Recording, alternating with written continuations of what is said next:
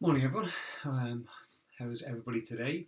It's kind of a dull day here in Drogheda, but the schools are well and truly back at it today or this week. So it's interesting to see all the parents kind of that little bit sleepier, or maybe it's just me. Maybe I'm just projecting onto everybody else. Um, got my "You'll Never Walk Alone" mug today because Liverpool are sitting top of the league. I'll take that after 4 games, 4 wins. So here's to Jurgen Klopp and the boys. So, like I say, um, schools are kind of back a bit more kind of into the flow of things. There is, especially where I live, there's a ton of kids going into junior infants, which is just, you don't know where they come from. It's amazing. So we're seeing these little things run around in their school uniform, and they look pretty cute, but they don't look scared. The parents look a little bit more scared than they do. But today is episode 29. We are getting through them. Got a really good response to last week's back to school special. So thank you for those of you who've fed back. Those of you who don't know, we've set up a little Facebook group, and that's just for chat among parents who are interested in finding out maybe some questions or answers or a bit of support. So drop me a comment if you want to be added into that. That'll be no problem at all. So today we've got a few questions. I'm going to keep it short and sweet. We are live on Lemur, so if those of you who haven't tried out the Lemur app, it's a free social audio app. It is really good fun and tons of great content. So check it out. It was only on iTunes, but now it's on Android as well. So it's a pretty fun app. You'll see me over there talking all sort of gibberish and rubbish, but yeah. So we're going to crack into the questions today. So, my 9-year-old son wants to play Fortnite the game, and my wife says no. I go along with her, obviously, but I've played it, and it's not that bad. I support her in her decision, but part of me wonders what is the actual issue. So, if there are parents watching this or listening to this, and you don't know what Fortnite is, get about it soon enough as your kids get older.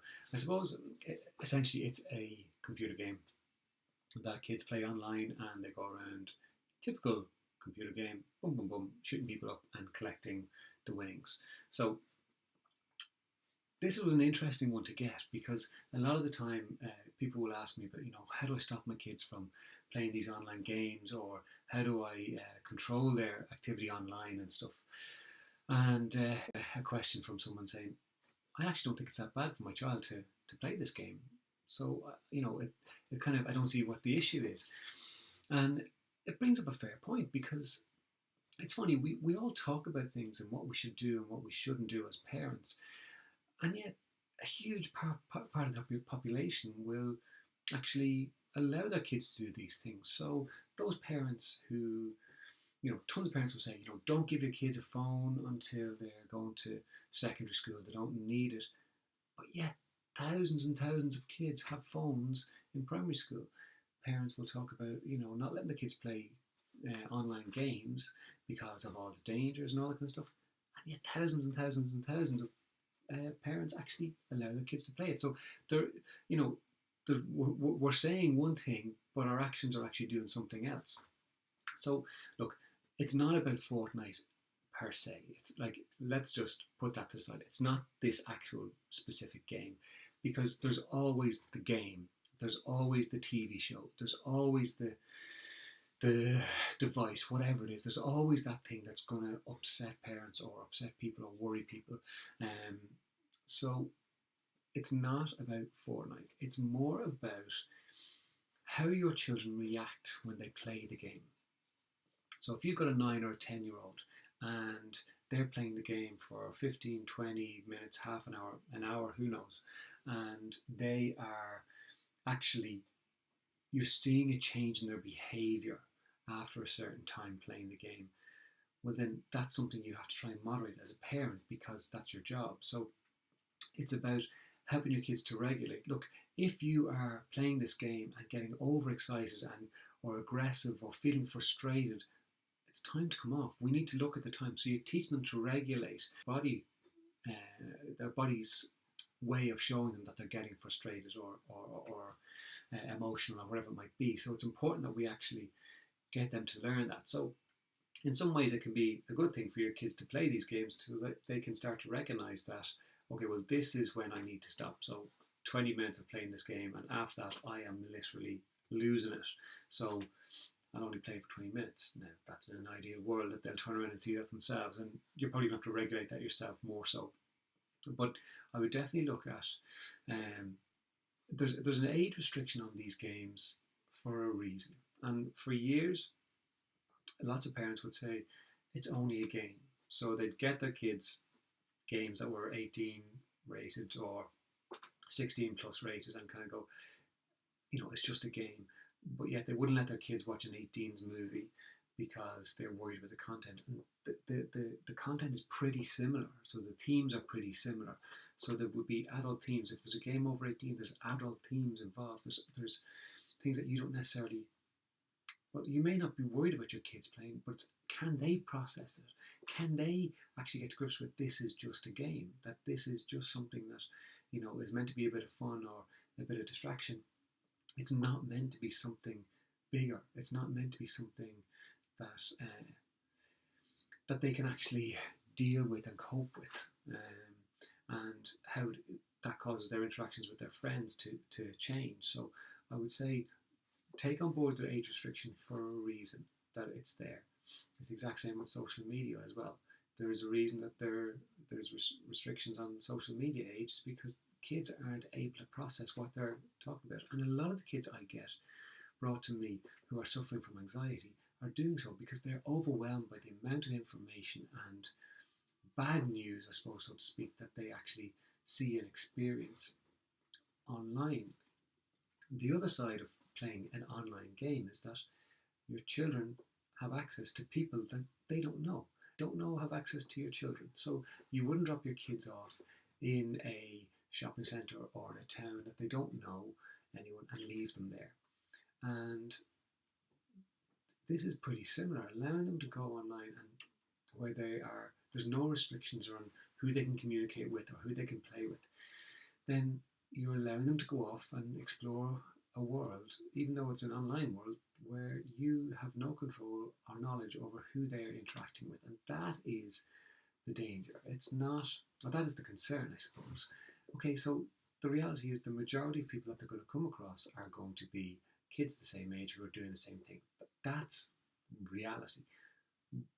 But we have to caution against, well, what if your child is the one that doesn't connect with someone who's their age, who's somebody who's pretending to be their age? And if we don't take on the responsibility to pay attention to what they're actually doing while online, well, then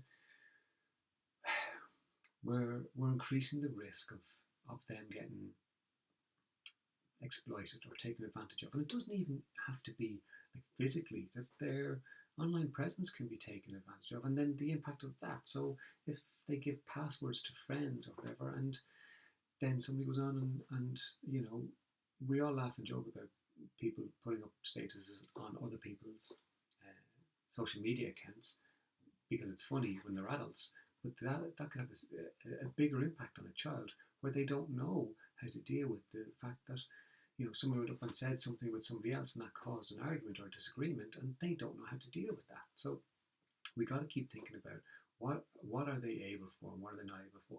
Now you might decide that, okay, well, I actually don't care that my child plays this game. It's okay, it's suitable. I'm going to monitor it. I'm going to play it with them. And if that's your decision, that's absolutely fine. Go for it. If that's what you feel is best for your child, I have no problem with that. But just look into it. Look into the background of it. Look around. What are people talking about it? What are the discussions around it? And arm yourself with the knowledge that you need to be able to make the right decision for your kids. So as I said, my child has started secondary school, which means we're up earlier, which means I'm a lot more tired these days. But I am sleeping better, which is kind of strange. So, next up. My school experience was not a pleasant one.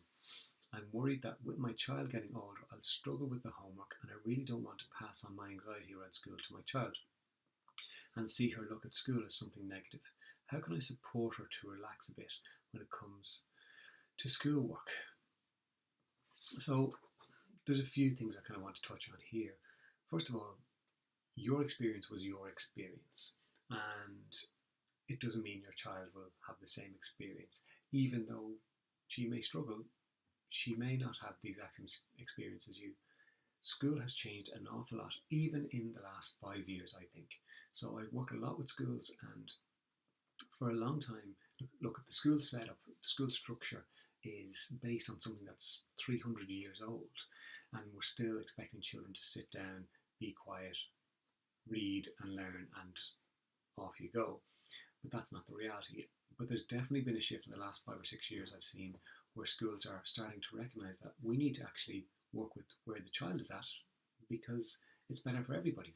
The child learns well, they don't feel stupid, but also as parents, we can feel more secure that our kids are actually getting supported around the needs that they have, and not just fit into a box. Because what we hopefully will start to see is less children getting in trouble if they have that support at home, in school, because everybody's working together.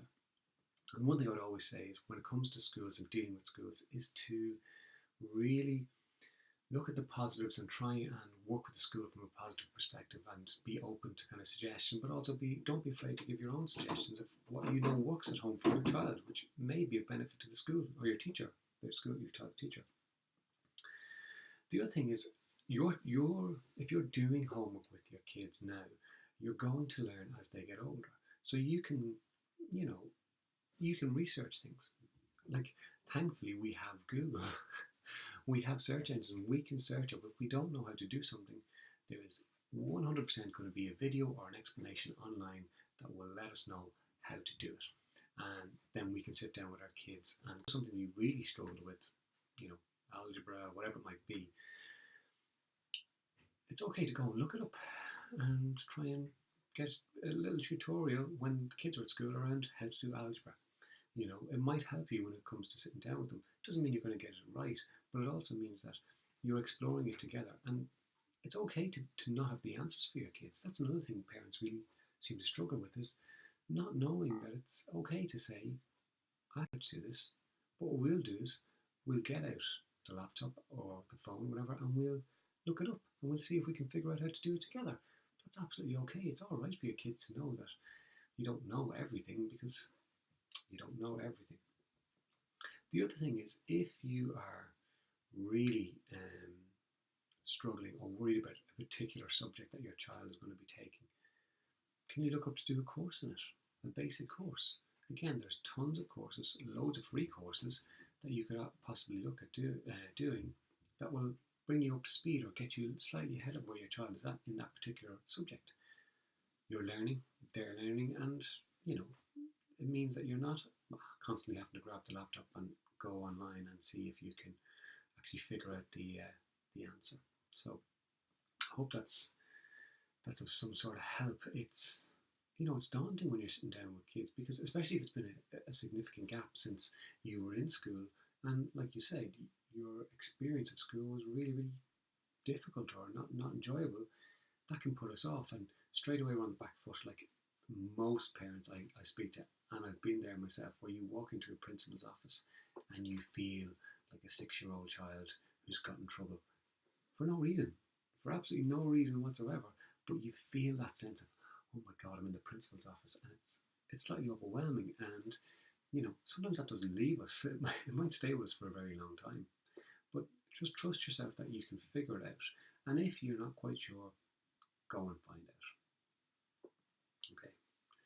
Last one for today. We've only got 3 questions today, because we want to keep it nice and simple and short. Oh, I need that coffee today. Hi, Alan. I'm 8 years old. How can I get my parents to buy me a puppy? Very, very, very important question with a very, very, very important answer.